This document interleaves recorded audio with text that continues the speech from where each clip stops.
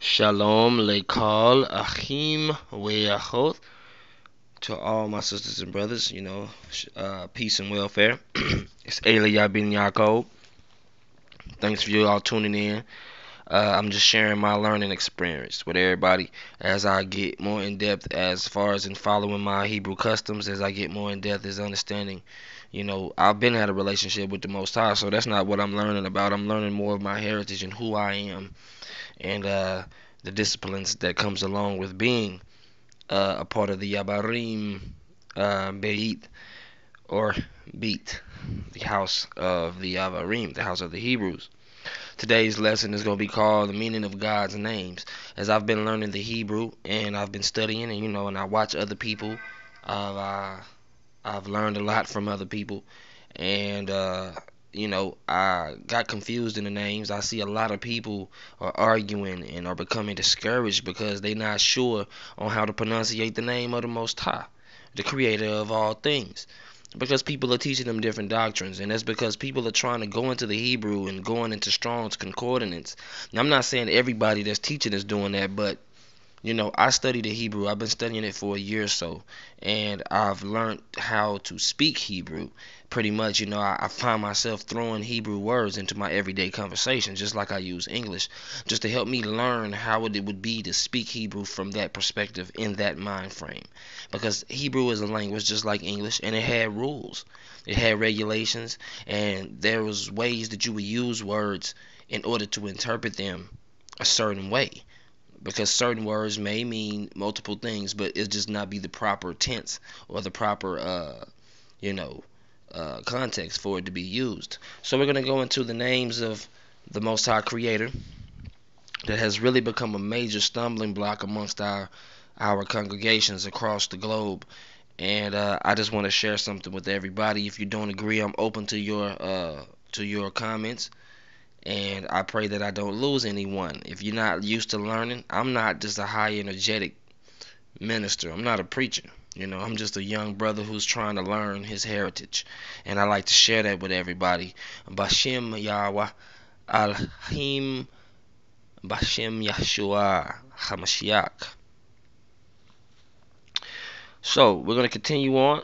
The first name that everybody's common with is Ahaya. Okay, this word Ahaya, all right, it comes from a root word Haya, which means to come to pass, which means to come into being, which basically means to happen. Okay, the Aleph has been added to this, and it is the first letter of the so-called Hebrew Aleph Beit, as it's called. Now, the reason that Aleph is chosen in the ancient, it was the picture of an ox head, because we know that our ancestors had a problem with worshiping idols, and they considered the golden ox to be God, to be the creator, to be the living one that delivered them out of the land of Mizraim. So this is where the Aleph comes from. It indicates God, and this is why it has been attached to the letter Lamed, which in the ancient times was the picture of a shepherd's staff. Together this word would mean the ox shepherd.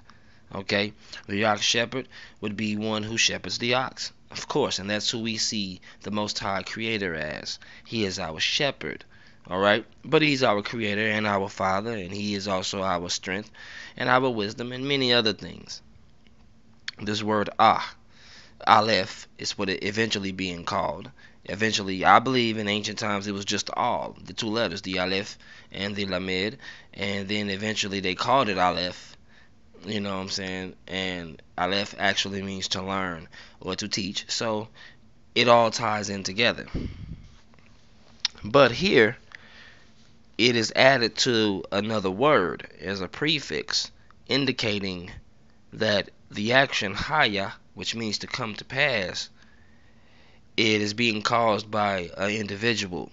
And this is a sentence, because Moshe had asked the Most High upon Mount Sinai, or Har Sinai, when the children of Yisrael ask me who you are, what am I to tell them? What is your name? What is your Shem? Because you got to understand, too, in Hebrew, a Shem is not just a name that has been attached to a person. It is a word that indicates this person's character, his characteristics in Hebrew understanding. We're not Hebrew, we got to be English to only think that my name is Carrie or my name is John, and it doesn't mean nothing because that's English. But not us. We're Abarim, and we know that in our language, your name means something. I chose the name Eliah because it means Yah, okay, short for the name, the tetragrammaton, which we're going to get into. But Yah is my Elohim. He's my all, my mighty power. He is my ruler. He is my shepherd. He is my ruler. It doesn't necessarily mean shepherd. It means a mighty shepherd. The root of the word all is an ox shepherd. He's my ox shepherd. Okay? Me being the ox, of course. Now, adding this to it, it's been translated as I am in English.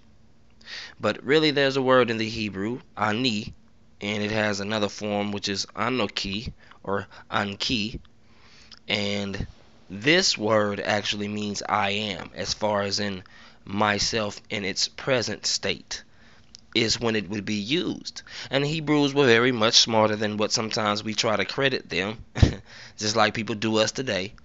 But they had understanding of when and where to use words, just like we do now and today. I know which words to choose to use instead of saying something that doesn't make sense. Or like if a child learns profane language or cursing, until he knows how to properly use it, it's going to sound funny. Him saying the D word, or because he hears it on television or from his parents, or however he hears it in the wrong manner, and it's going to be funny at first because you be like, that don't make sense. But it's cute. Well, the Hebrew is the same way. People knew these were scholars. These were intellectual people full of the Ruach Yahweh, and they knew what they were saying. So especially right here, this is the voice of the Most High himself speaking. So he's speaking in first person. So with us knowing that, the word Haya meaning to come to pass or to come into being or to be made from nothing, to start with something and make it into something. Haya. I myself came to be. I myself came to pass. It indicates self-existing, self-creating. So when he's saying it, but he's saying it straight out. I myself came to be. Ahaya. I myself, Haya, came to be. He's telling Moshe. This was not a name. He's speaking to him right now. And you have to follow the phrase. It continues on and says Asher, which we know to mean when, who, that. It's a particle of interrogation. It can be put anywhere depending on the context. And here he's explaining something, because by him saying I myself who came to be, I myself am he that came to be. It wouldn't just be I am. It'd be I myself, because the Aleph indicates self or one, and also indicates God himself. Okay, when a man is speaking from his perspective. So this is what he's saying. I that I myself came to be. Asher, that, or which. Or I came to be when I came to be. Ahaya. He says it again. Or it can mean in a double form. It can mean I am myself. I myself, okay, came into being, okay, when I came into being. Or it can be I am he that will be. It can mean that. It just depends on the context.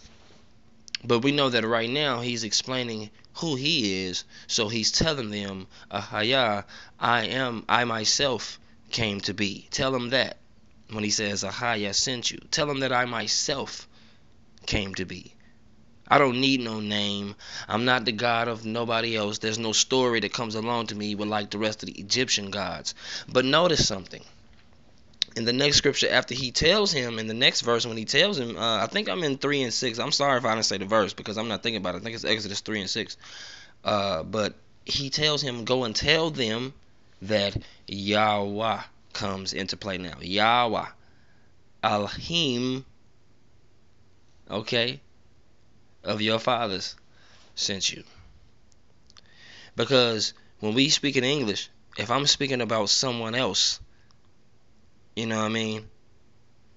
I wouldn't say that my name being Eliah, I would not say that I am John David and I'm talking about the person sitting in front of me or the person who told me to come. he said to them Yahweh because he's describing he. The yod indicates he.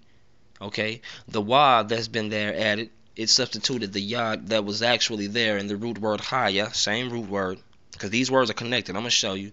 Haya meaning came to be, came to pass, or existing. I exist, you know.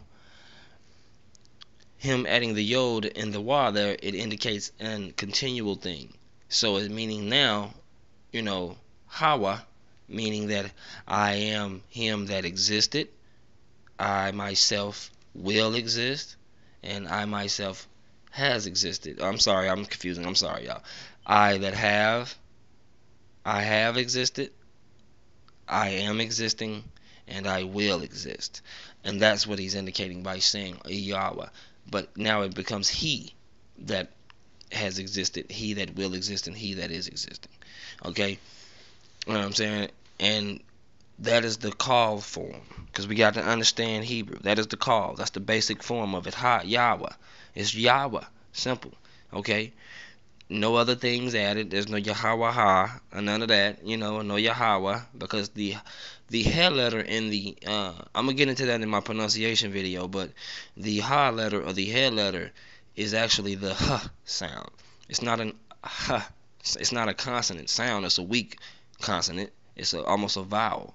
And when attached to a stronger consonant such as the y sound, it just continues over. So it becomes yah.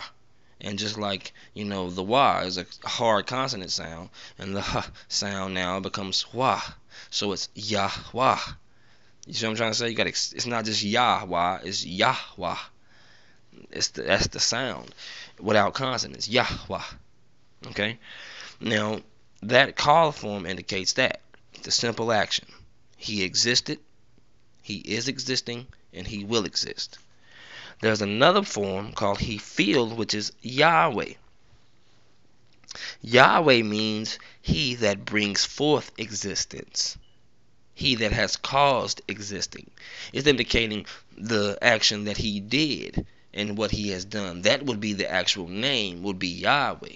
To say Yahweh is just his title. If I'm just speaking to somebody, you know, if I'm just coming to him, I'm like, you know, my God is Yahweh. He that is, he that was, and he that will be. Okay? Now, when I'm telling people what my Yah did, I'm going to say Yahweh. He brought forth existence, which we know as reality around us, everyday living, life, everything about it. Okay, Yahweh. Now, when we say Yahuwah or Jehovah, we're actually speaking in the Hofal form, which would mean he that has existed, a completed action, which would be more of his term of who he was before this existing, before the moment that he met Moshe. His entitled, you know what I'm saying? His overall title is Yahweh because he is, he was, and he will be. But to say Yahovah or Yahuwah is now saying that he that has been. You're indicating his ancient self. That is his ancient him before this existence. And these words were used in different manners. Now there's a phrase that is used, Yahweh Elohim is how it, or Yahweh Elohim is how it's said. You would say Yahweh because you are speaking of he that caused. Now I thought about Elohim. People in the beginning of the Bible, before the word of Yahweh was introduced, it says this word Elohim. Okay. Now, what I'm about to break down is something that's going to be more clear to you once I do the pronunciation video, most likely. But this word has been connotated as a plural noun. And I thought about that. I was like, you know what? That's kind of pagan. And then as I went through and I've learned the Hebrew language, I've learned that there's other words that described the so-called other spiritual beings that was a part of, you know, Abba Yah whole council. There was words such as cherubim or cherubim, karabim. Then you have the seraphim. And then also when in Daniel and Ezekiel, he calls them the Chaim, the living creatures. And I thought about Chaim. Now, Chaim is another form that has been added, or Chaim is another form that has been added to Chaya, which actually means living. Okay, that's what Chawa, that was the name of Eve. Her name Chawa, it means living. Okay, it's also another Hofal form. Now, what I was about to say is just that, these different phrases put together, Yahweh meaning he that is existing, he that causes existence, okay? And then I looked at Elohim and I was like, man, saying that that's plural, that's kind of pagan. You're saying that Yahweh is three, he's multiple. Well, we know that he has multiple resources, but as I learned the Hebrew language, I noticed that sometimes there were words that were put together that had double meanings. Just like how you could take Allah and take the Ah letter and then the L letter, which is the Lamed letter, and make it the ox shepherd, because those two letters themselves had a meaning and an indication, and that's how this word was. And if we look at the beginning of Elohim, there's the root word all right there, which we know to mean mighty power or the mighty ruler. Okay, the mighty ruler. I thought about it as I was speaking in the Hebrew when I realized that these were words and not necessarily names. This is the Most High speaking, and these are people speaking about it. So the reason that the word Elohim has been translated as God, as singular, is because it is singular. It is not one word. This is actually a put together word. The word Haya, which has been the root of all these things, all in Haya is these two words that comes together for all of these words. The word Haya in its plural form to say him or Hayim, Hayim would actually mean, the existing. The came to be, the existent. Okay? So when we put Yahweh or Yahweh, which means he that brings forth life, all meaning the mighty ruler, and him being the plural of existing, put that phrase together and it will become he that is, or he that is life, the mighty ruler of existence, the mighty God of existence. That's what Elohim means. So every time you see Alhim, you have to change the pronunciation now. They threw in the Ohim into it with the pronunciation in the modern languages, because that would actually mean now God that is. The gods that is what Elohim would mean. But the actual pronunciation Alhim, meaning a combination word of all in the plural form of him, would actually indicate the God of existence. So Yahweh, meaning he that is, he that was, and he that will be, in the form of how if you were to be saying it to somebody, would be Yahweh Alhim, which would actually mean he that caused life, he that brought forth life, the God of existence, the ruler of existence. That's his phrase. That's who he is. It's not necessarily a name. If somebody was to say to me now, if I was in English, they'd be like, are you Muslim? What do you worship? Do you worship God? I'd be like, no, I don't worship God.